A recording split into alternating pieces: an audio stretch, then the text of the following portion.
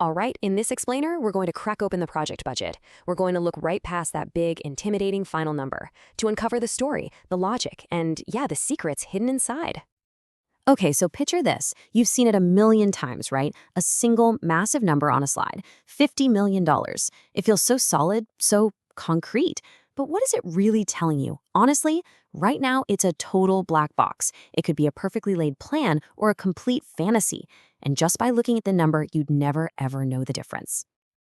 And that's the huge danger. When all you have is one number, you don't have a baseline for anything. It becomes a magnet for problems.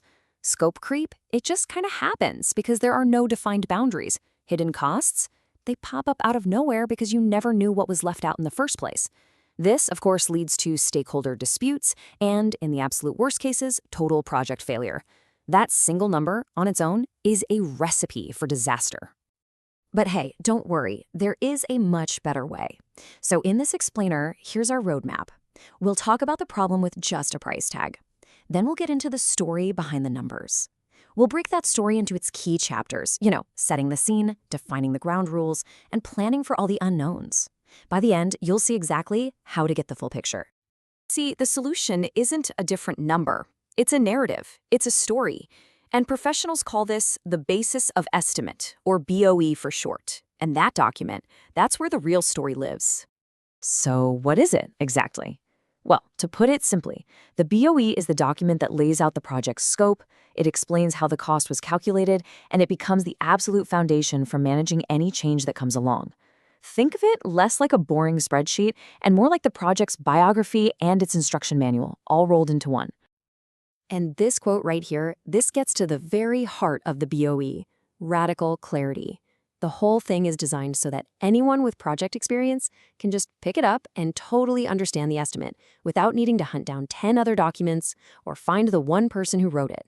It's all about clear, independent communication. Okay, so if the basis of estimate is a story, well, every good story needs a strong beginning. Chapter 1 is all about setting the scene. It's about establishing the fundamental context for everything else that follows.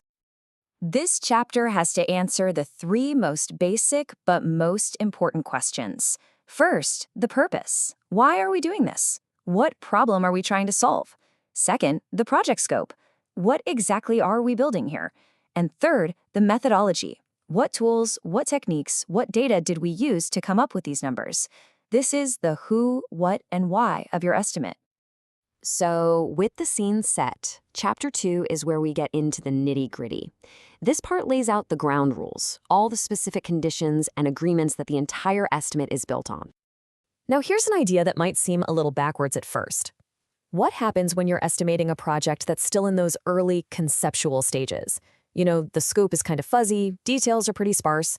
You'd think the documentation would be shorter, right? Less to write about? Well, this is where the real power of the BOE just shines. A project with less definition actually requires a more detailed basis of estimate. And why is that? It's because when the scope is uncertain, you have to make way more assumptions to fill in the gaps. And every single one of those assumptions needs to be documented with absolute clarity. A really good BOE just draws a bright, clear line in the sand. On one side, you've got your assumptions. These are things we believe to be true for the estimate to hold up, like, say, an adequate supply of labor is available. And on the other side, you have exclusions. These are the things a stakeholder might think are included, but are specifically not, like the cost of buying the land. Documenting both is how you prevent major misunderstandings down the road.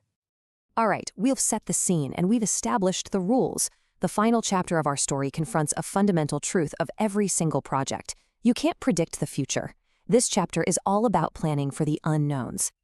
Now, a great BOE makes a critical distinction that trips up so many projects. It separates contingency from management reserve.